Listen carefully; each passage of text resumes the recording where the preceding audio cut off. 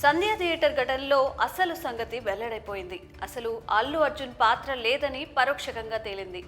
భద్రత కల్పనలో వైఫల్యానికి బన్నీని బాధ్యుడిని చేసే యత్నం చెల్లుబాటు కాలేదు. ఆయనకు తొలుత హైకోర్టులో, ఆ తర్వాత నాంపల్లి కోర్టులో బెయిల్ మంజూరు కావడం దానికి సాక్ష్యం.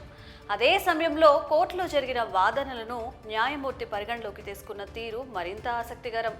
సంధ్య థియేటర్ ఘటనలో అల్లు అర్జున్కి ప్రత్యక్ష పాత్ర లేదని ప్రపంచమంతా అంగీకరిస్తోంది.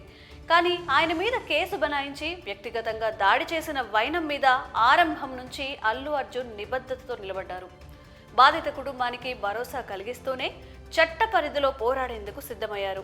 అయినా కొందరు ఆయన మీద అపవాదులు మోపేందుకు యత్నించారు.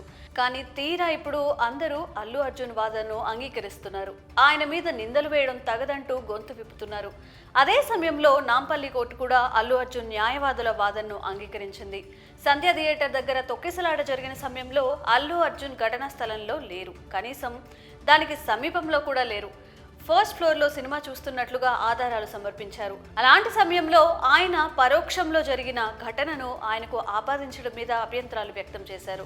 అవసరం లేని చట్టాలను మోపారంటూ న్యాయస్థానం ముందు ప్రస్తావించారు. వాటిని కోర్టు పరిగణలోకి తీసుకుంది.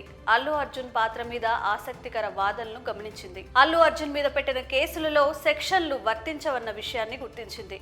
సంబంధం లేని కేసులో ఇరికించినట్టుగా భావించి చివరకు బెయిల్ మంజూరు చేసింది. ఇక అల్లు అర్జున్ మీద కేసుకు సంబంధించిన ఎన్హెచ్ఆర్సీ కూడా పోలీసుల వైఫల్యం మీద నోటీసులు జారీ చేసిన తరుణంలో నాంపల్లి కోర్టులో కేసు కూడా ఎక్కువ కాలం నిలబడే అవకాశం లేదని బన్నీ లాయర్లు తెలియజేస్తున్నారు.